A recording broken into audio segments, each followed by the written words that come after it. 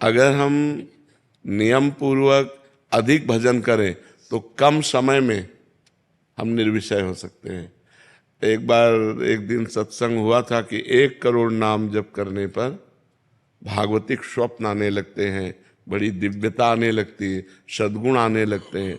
2 करोड़ नाम जप करने पर इंद्रियां निर्विषय होने लगती है, नाम प्रिय लगने लगता है, और जो दिव्य आकाशचारी ऋषि मुनि हैं उनसे बात होने लगती है। ऐसे करोड़ करोड़ नाम के 13 करोड़ नाम का 13 करोड़ नाम जप करने वाला दूसरों को मोक्ष प्रदान कर सकता है। तो हम नाम अधिक जप करें और अपने आप को भगवद आश्रित कर दें।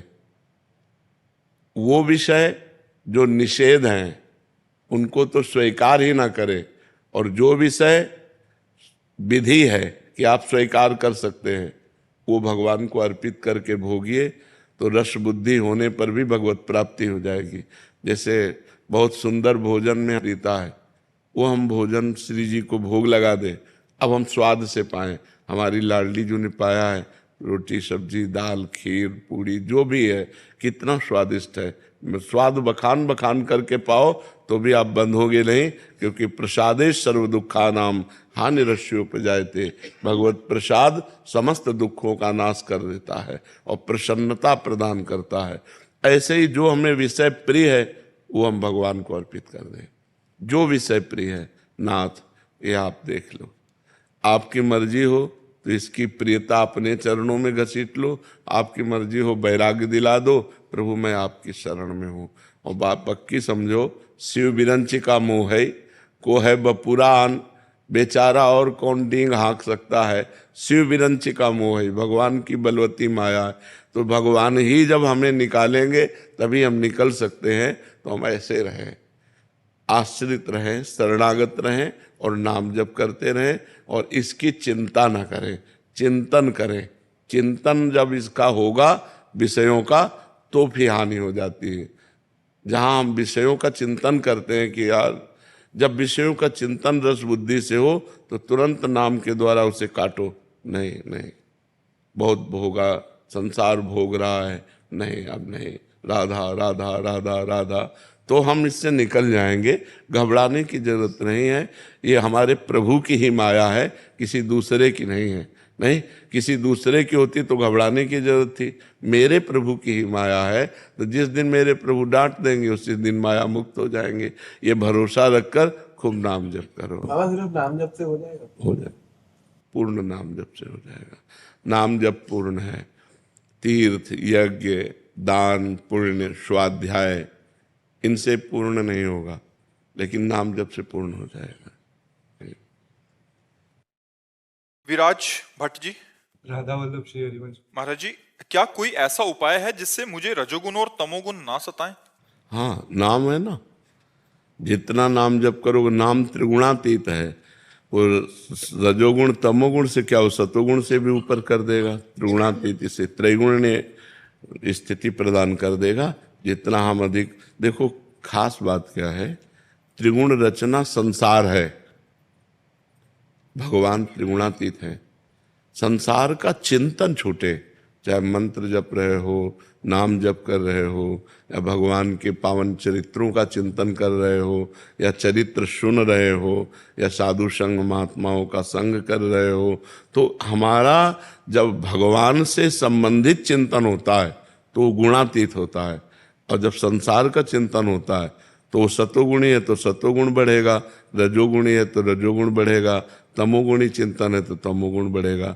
संसार 3 गुणों से ही बना हुआ है और भगवान त्रिगुणातीत हैं।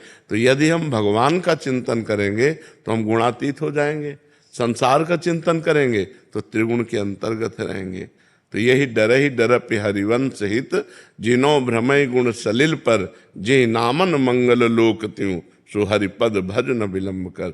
डरते रहो कहीं रजोगुण तमोगुण हमें नष्ट न कर दें, इसलिए जिनका नाम तीनों लोकों का मंगल करने वाला है उन भगवान का नाम जप करें। महाराज जी, घर पे जाते ही थोड़े टाइम तक रहता है यहाँ का प्रभाव जी। नाम का, उसके बाद कभी कभी ऐसा हो जाता है कि मैं तमोगुणी हो गया हूँ और उससे बाहर नहीं निकल पाऊंगा। बिल्कुल। नाम छूटने लगता है, ऐसा होता है कि नाम छूट जाएगा तो मेरा क्या होगा। बिल्कुल बिल्कुल नहीं, बहुत कृपा आपके ऊपर है।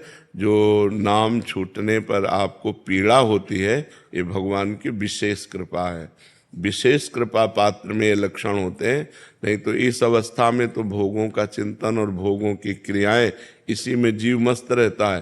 लेकिन आप यौवन अवस्था में भगवान नाम छूट न जाए, इस पीड़ा से युक्त है, इसलिए विशेष कृपा आप कर रहे। हाँ, ये ध्यान रखिए खान पान गड़बड़ न होने पावे। अगर हमारा खान पान प्याज लहसुन या शुद्ध भोजन, या जिन पात्रों में लोग मांस बनाते हैं उन पात्रों का भोजन जैसे होटल में है, रिश्तेदारों, फिर हमारी बुद्धि पतित हो जाएगी। तो कुसंग का त्याग करें और अभक्ष भोजन का त्याग करें, और शांत भाव से भगवान के नाम की बार बार आवृत्ति करते रहें, तो हम विजय को प्राप्त कर लेंगे। रजोगुण तमोगुण पर विजय। महाराज जी, एक छोटा सा और सवाल है। मैं दीक्षा की दिनचर्या पालन करने की कोशिश कर रहा हूँ, लेकिन लेकिन मुझे ऐसा कभी कभी लगता है कि जब तक ऐसा लगे ना, तब तक दीक्षा मत लो, नाम जप करो। नाम जप करते हो, समय थोड़ी व्यर्थ जा रहा है। दीक्षा ना ले और नाम जप करे तो उसका समय व्यर्थ थोड़ी जा रहा है, भगवत प्राप्ति की तरफ आगे बढ़ रहा है। नाम से ही भगवत प्राप्त। मान लो आप राधा नाम जप रहे हैं, या कृष्ण नाम जप रहे हैं, या राम नाम जप रहे हैं, तो किसी न किसी संत के मुख से तो निकला ही है ना, कोई न कोई गुरुदेव तो है ही ना। तो जिनके मुख से हम निकला नाम पकड़ ले, उन्हीं को गुरुदेव मान ले, तो पहली दीक्षा नाम दीक्षा हो गई। फिर जो मंत्र दीक्षा है, जब आत्मबल पुष्ट हो जाए तब लीजिए। जब हमारा आत्मबल पुष्ट हो जाए तब हम मंत्र दीक्षा ले लें, नहीं तो नाम दीक्षा मान करके खूब नाम जप करते रहे। हेमलता जी, राधे राधे। महाराज जी, महाराज जी, वृद्धावस्था से डर सा लगता है, क्योंकि अभी अरे वृद्धावस्था के बाद एक अवस्था और आती, मृत्यु। वो सब कुछ छुटा देती। वृद्धावस्था में तो कुछ तो बचा रहता है, लेकिन मृत्यु अवस्था आती है, वो तो कब आ जाए पता नहीं। वृद्धावस्था के पहले आ जाए कि बाद आवे, कोई पता नहीं है।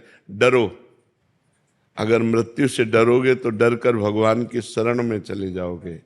जो सभीत आवा सरनाई, रखी हो ताई प्राण की नाई। भगवान कहते हैं भयभीत होकर मेरी शरण में आ जाओगे तो मैं तुम्हें प्राणों से भी अधिक प्यार करूंगा। तो भगवान की शरण में हो जाओ, पक्का शरीर की दुर्गति होनी है। ये जन्म ही दुर्गति के लिए शरीर की, तुम सदगति को प्राप्त हो जाओ। अगर भजन ना हो तो बहुत कष्टप्रद शरीर होता। प्रेम में अपने प्यारे के द्वारा किया हुआ विधान सर्वमंगल में होता है। जोई जोई प्यारो करे सोई मोहि भावे। मेरे प्यारे जैसा करते वैसा भाव। जब तक प्रभु से नहीं जुड़ोगे तो भय ही भय है। कैंसर हो जाए, कहो जवानी में कैंसर हो जाए, कहो क्या रोग हो जाए। अब क्या, देखो हम बचपन से बाबा जी हमारे दोनों किडनी फेल, क्या रोग हो जाए, कौन सी परेशानी आ जाए, हाथ टूट जाए, पैर टूट जाए, दिमाग खराब हो जाए, कब क्या हो जाए। इसलिए हम भगवान की शरण में रहें, कोई पाप कर्म न करें, नाम जप करें तो हृदय में आनंद रहेगा। ऐसी स्थिति में भी हमारे हृदय में उत्साह है, हमारे हृदय में आनंद है, हमारे हृदय में एक शीतलता है, एक गंभीरता है, एक शांति है। ये हम इसलिए बता रहे हैं आपको कि हम भगवान की शरण में केवल इस बात से हम बच रहे नहीं, जैसे पूरे मकान में आग लगा दी गई हो और एक शीतल कमरे में कोई बैठा हो, आंच भी ना पहुंच रही हो, ऐसे में भगवान रख रहे हैं कि पूरे शरीर में भीषण कष्ट और हम आनंद में रह रहे हैं। भगवान की शरणागति का ये फल है। अगर भगवान की शरण में हो जाओ, नाम जप करो, तो यही आपको भी, आप पर भी कृपा हो जाए। देखो प्रहलाद जी को आग में जलाया गया, पर्वत से दबाया गया, जल में डुबाया गया, विष पिलाया गया, लेकिन कोई फर्क पड़ा क्या? क्यों? क्यों भगवान श्री हरि की गोद में है, वो हरि की स्मृति में है, वो हरि के चिंतन में डूबे हुए हैं। तो क्या आप चिंतन नहीं कर सकते? विचार करो, क्या आप राम राम हरि हरि कृष्ण कृष्ण नहीं जप सकते? आप जप के देखो, इसे साधारण मत मानो, आप कह के देखिए, लोक और परलोक तुम्हारे दोनों मंगल में हो जाएंगे। भाव लगे ना लगे, श्रद्धा बने ना बने, मन लगे ना लगे, केवल जबरदस्ती जपिए। जैसे एक गरीब आदमी ओवर टाइम भी मेहनत करता है पैसे के लिए, ऐसे अधिक से अधिक समय नाम जप कीजिए। देखिए ये लोक और परलोक सब मंगल हो जाएगा, सब जगह आनंद हो जाएगा। रश्मि जी दिल्ली से। अलका जी। महाराज जी आप दोनों का एक जैसा था कि महाराज जी जब सामने परिस्थिति आती है, जब कोई कटु वचन बोलता है, तब नाम क्यों नहीं सुनाई देता? बहुत कोशिश करने पे भी मुख से प्रतिक्रिया हो जाती है। अभ्यास की कमी है। यदि अभ्यास करें तो पागल आदमी यदि रोड में कटु वचन कहता हो, गाली देता हो, तो आपको बुरा नहीं लगेगा, क्योंकि आपको पता है आदमी पागल है। क्यों? पागल आदमी जैसे आपको गाली देने लगे या आपको मारने लगे तो आप उसके प्रति बुरा नहीं करेंगे, क्योंकि आपके अंदर एक भावना रहती है ये आदमी पागल है।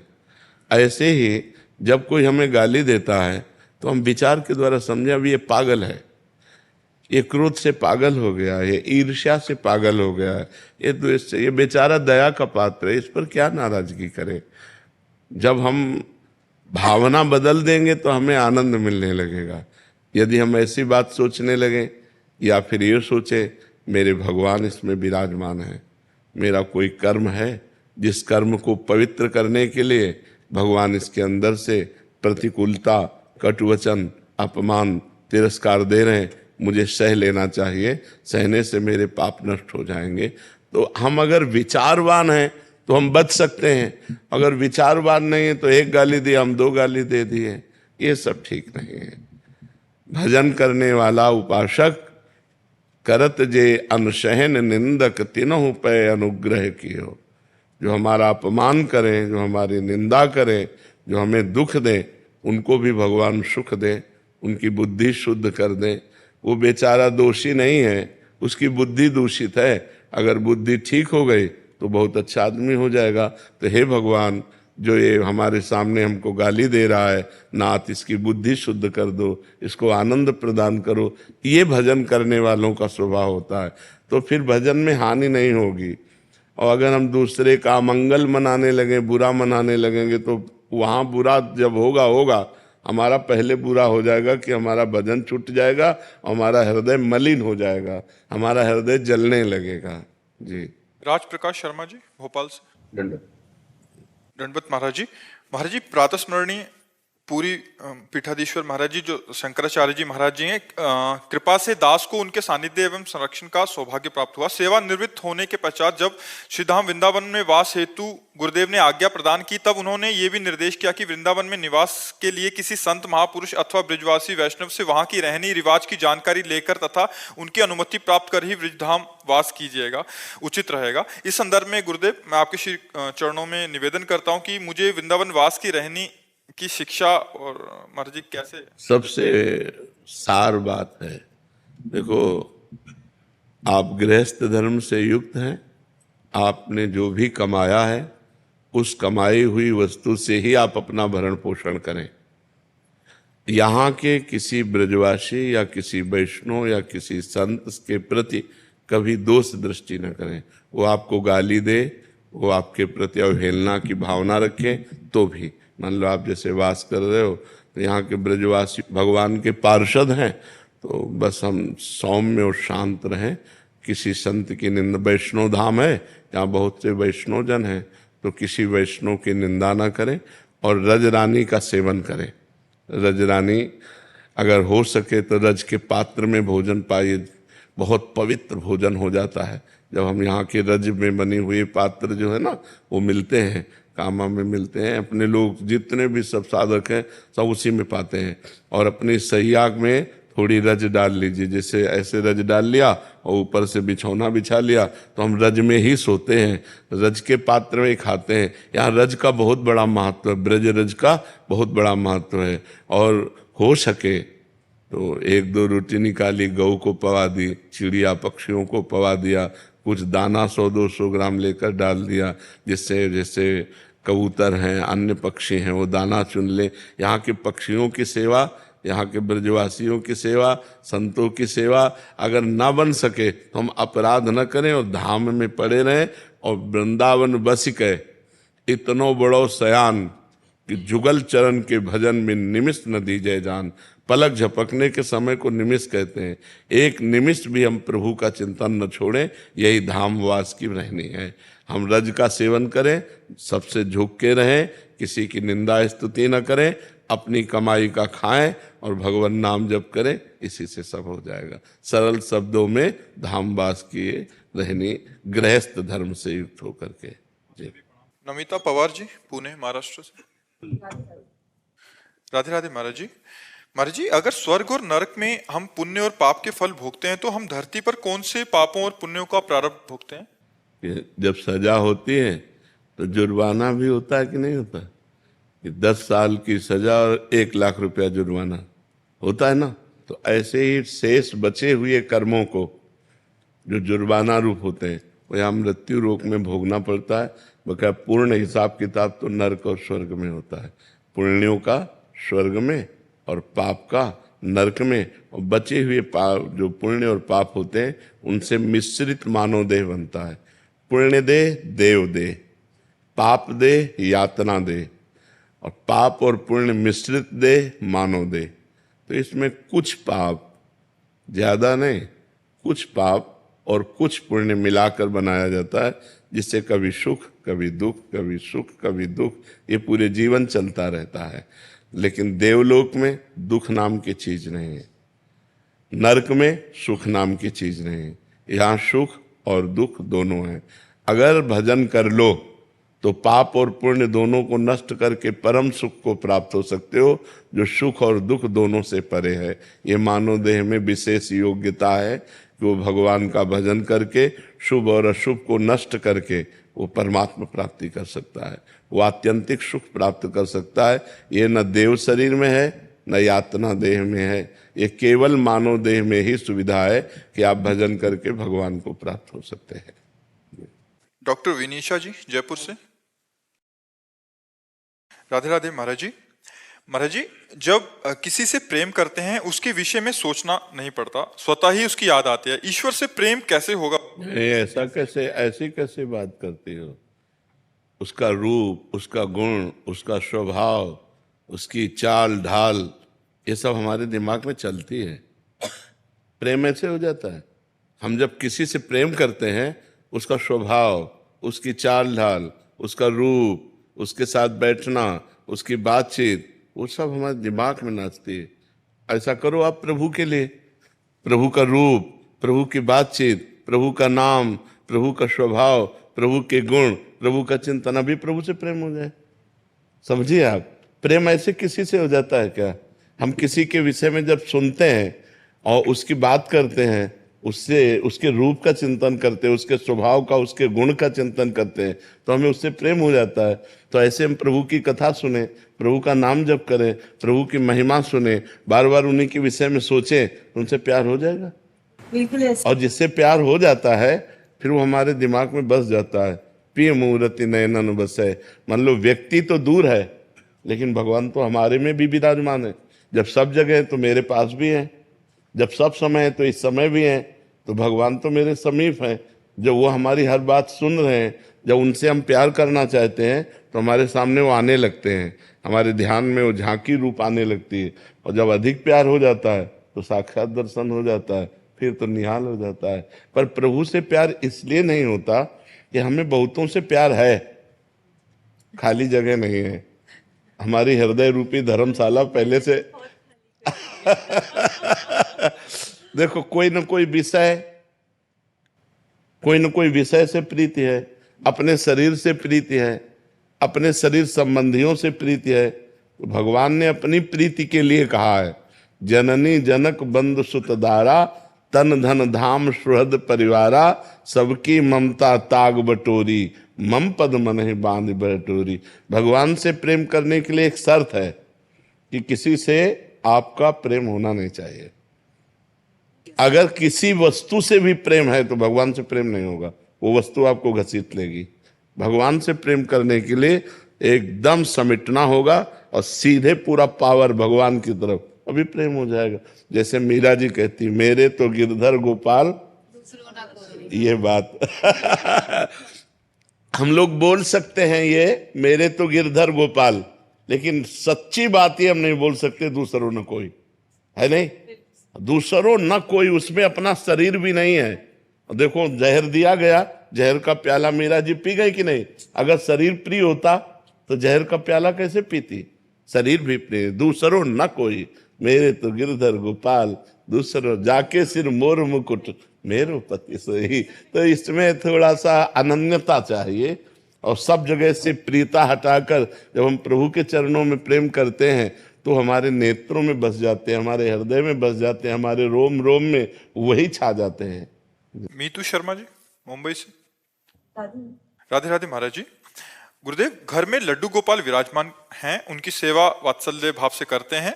जब किसी मंदिर में दर्शन करने जाते हैं तो महाराज जी वहां कुछ भाव हमारा अलग हो जाता है। हमें लगता है कि हमारे ठाकुर जी, मेरे लड्डू गोपाल बड़े हो गए हैं, मेरे से दूर हो गए हैं। महाराज जी ऐसा भाव आता तो महाराज जी क्या? जब जाइए तो अपने गोपाल जी को लेके जाइए कि चलो तुम्हें बड़े भगवान के दर्शन कराते हैं। अपने ठाकुर जी को साथ रखिए और उनको भी दर्शन कराइए, भाव तो अपना ही है ना। तो हम जब अपने भाव से बने रहेंगे ना तो रहेगा, चलो लाला आज तुम्हें संत दर्शन कराने चलते हैं, चलो आज तुम्हें ठाकुर जी के दर्शन, क्योंकि हमारा लाला ठाकुर जी थोड़ी है, वो तो हमारा लाला है। ठाकुर जी के दर्शन तो हमारा भाव भी बना रहेगा और आनंद भी रहेगा, हर समय हमारे लाला हमारे साथ रहेंगे। गौरव चौहान जी। श्री हरिवंश। श्री हरिवंश महाराज जी। महाराज जी, आपके सत्संग और एकांतिक वार्तालाप को सुनते ही ऐसा क्यों लगता है कि प्रत्येक शब्द मेरे लिए ही कहा जा रहा है?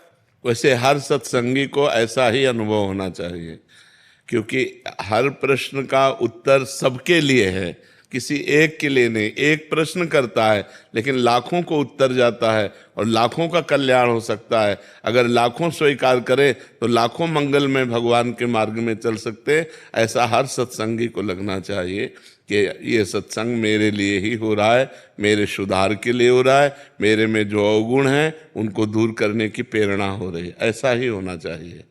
आभा सेठ जी। राधे राधे महाराज जी। महाराज जी, आपके चरणों में कोटि कोटि प्रणाम। महाराज जी, भगवान के साथ साथ माता पिता भी पूजनीय हैं, इनको खोने से डर सा लगता है महाराज जी, जैसे भगवान के रूठने से। देखो, इसका नाम है मृत्यु लोक। यहाँ पूजनीय अपूजनीय, श्रेष्ठ नीच, उत्तम अधम जो भी है सब मरेंगे, क्योंकि इसका नाम है मृत्यु लोक।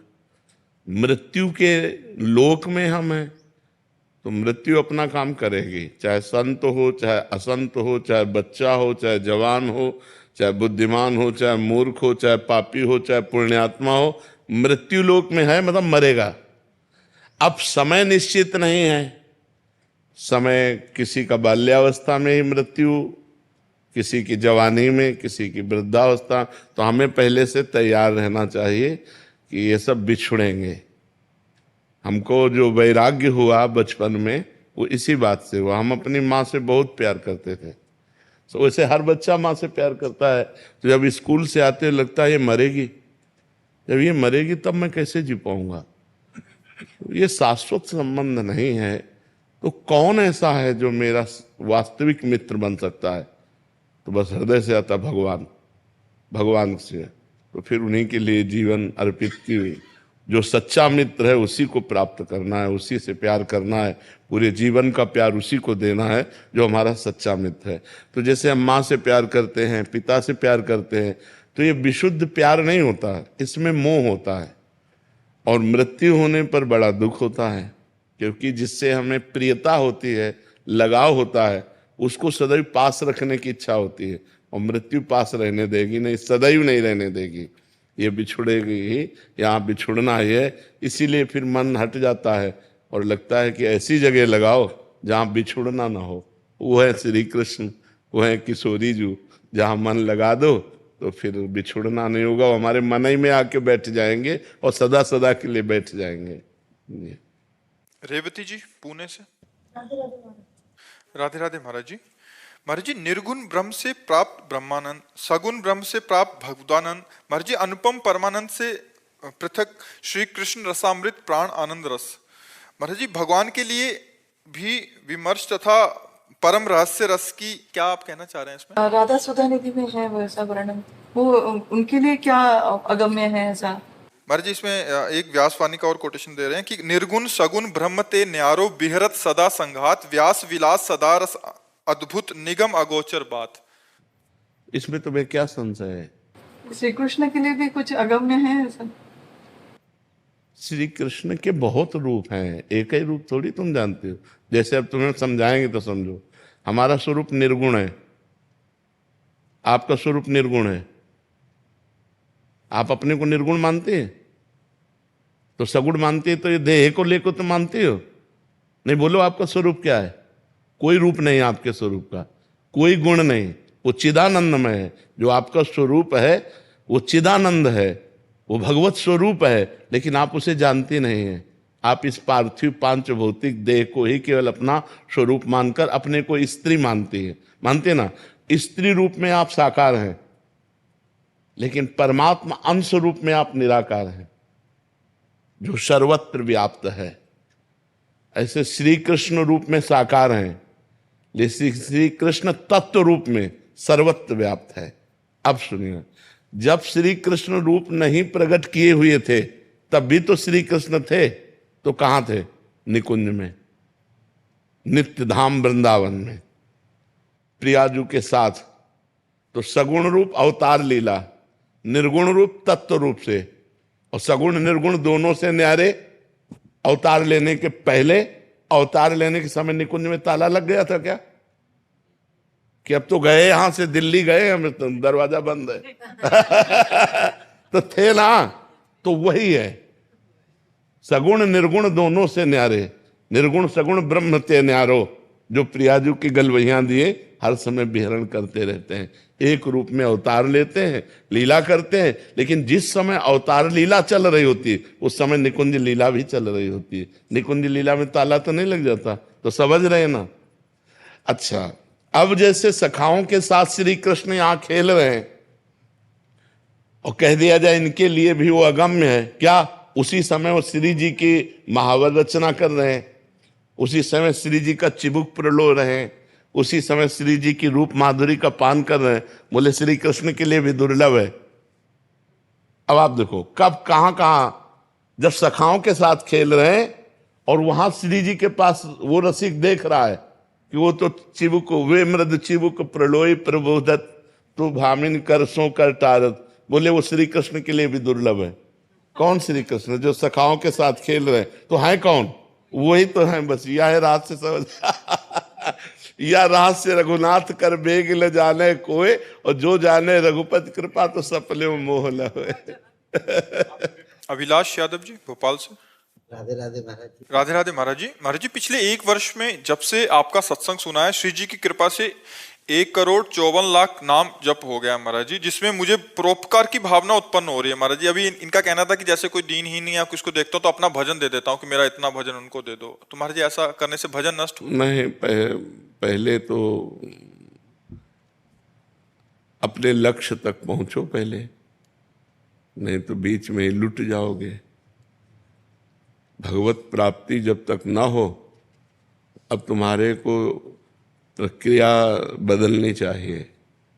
जो भजन करो वो भगवान को समर्पित करो, जो भजन करो वो भगवान को समर्पित करो।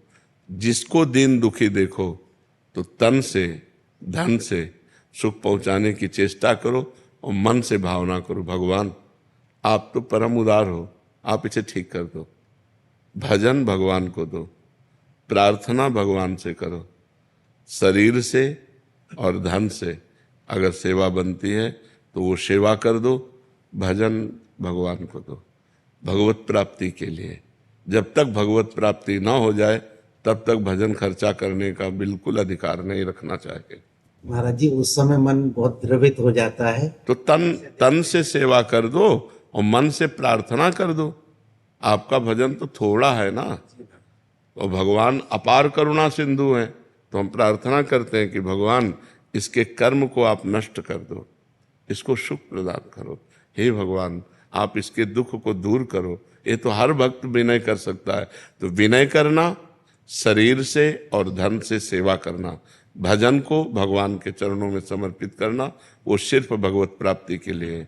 हमारा जन्म साधन धाम मोक्ष कर द्वारा, हम भगवत प्राप्ति के लिए भजन करते हैं। और दूसरी बात, सब में भगवान है, सब रूपों में भगवान है। तो जब कोई दुखी हो तो देखो भगवान दुख की लीला कर रहे हैं। तो हमसे जो बन सके हम तन मन धन से सेवा कर दें, लेकिन भजन भगवान को दें। भजन का फिर उससे लक्ष्य की प्राप्ति में बाधा पड़ जाए। महाराज जी विचार ऐसा आता है कि मैं तो और भजन कर लूंगा, लेकिन इसको लेकिन शाम तक जियोगे आपको पता है क्या? शाम तक आप जियोगे क्या, ये कोई गारंटी तो है नहीं ना। तो पहले हम अपना कार्य करते हैं मनुष्य जीवन का, पहले अपना कल्याण करें, अपने को भगवत प्राप्ति करें। तो जब आप भगवत प्राप्त हो जाओगे तो वासुदेवा सर्वम, कोई जीव बचा ही नहीं, सब भगवान ही है। यही अनुभव हो जाएगा। सिय राम में सब जग जानी। तो नाटक मंच पर दुख सुख का नाटक कर रहा है, वस्तुतः वो परमात्मा है, ऐसा ज्ञान हो गया तो ये वृत्ति भी चली जाएगी। समझ रहे ना? असलियत में परमार्थ में पहले तुम चढ़ो, तुम अध्यात्म को प्राप्त हो। तो जब तुम्हारा चश्मा बदलेगा तो सर्वम खलमिदम ब्रह्म, सब ब्रह्म विराजमान है। तो दुख सुख का कोई खेल ही नहीं है। माया में दुख सुख है। जैसे स्वप्न में दुख सुख होता है तो जागृत में मिट जाता है, ऐसे ही जागृत का दुख सुख ज्ञान में मिट जाता है। जब आप ज्ञान को प्राप्त होगे, भगवान को प्राप्त होगे, तो न दुख है न सुख है, वही सच्चिदानंद परमात्मा स्त्री पुरुष रूप धारण किए हुए लीला कर रहा है, ऐसा अनुभव आएगा। तो अपने भजन को भगवान को समर्पित कर। महाराज जी आपके चरणों में कोटि कोटि प्रणाम। महाराज जी मेरी उम्र 48 वर्ष है। हम दोनों पति पत्नी पिछले 2 वर्षों से दीक्षित हैं। दोनों मिलकर गुरुदेव भगवान के बताए मार्ग पर चलने का अथक प्रयास भी कर रहे हैं। महाराज जी मेरे अंदर काम भाव बिल्कुल नहीं है, लेकिन गुरुदेव की वाणी के अनुसार उनका काम भाव पूरा करने के साथ देती हूँ। लेकिन मेरे मन में बहुत जलन होती है, 2-3 दिन तक भजन रुक जाता है महाराज जी, बिगड़ जाता है। ऐसे में महाराज जी मुझे क्या करना चाहिए? नहीं, अगर हमें ये भाव आ जाए कि हम अपने पति की सेवा करते हैं, उसे काम भाव क्यों देखें? भक्ति भाव में सेवा भाव है, और पति को हमने भगवान माना है, और पति को हमने अपना हाथ समर्पित किया है। अगर उनका इस शरीर पर अधिकार है और वो काम भाव से इसका सेवन करते हैं तो हमें प्रसन्न रहना चाहिए।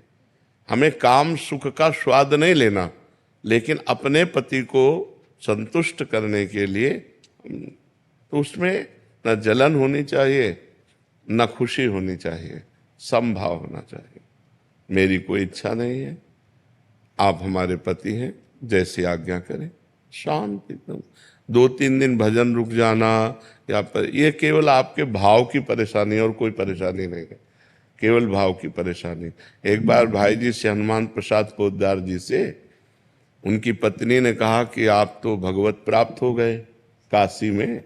कहा आप भगवत प्राप्त हो गए, हम तो गृहस्थ हैं, हमें संतान चाहिए। अब आप भगवत प्राप्त हैं तो कैसे संतान होगी, क्योंकि भगवत प्राप्त के अंदर काम ही नहीं होता। तो उनका तुम केवल इतना देखो, ये हनुमान प्रसाद पोद्दार मेरा पति है, बस ये हनुमान प्रसाद पोद्दार तुम्हारे लिए सिर्फ तुम्हारा पति है, भाई जी महाराज ने। और इसके बाद सावित्री नाम की कन्या प्रकट हुई। तो धर्म में काम भगवान का स्वरूप है, वो निषेध नहीं है।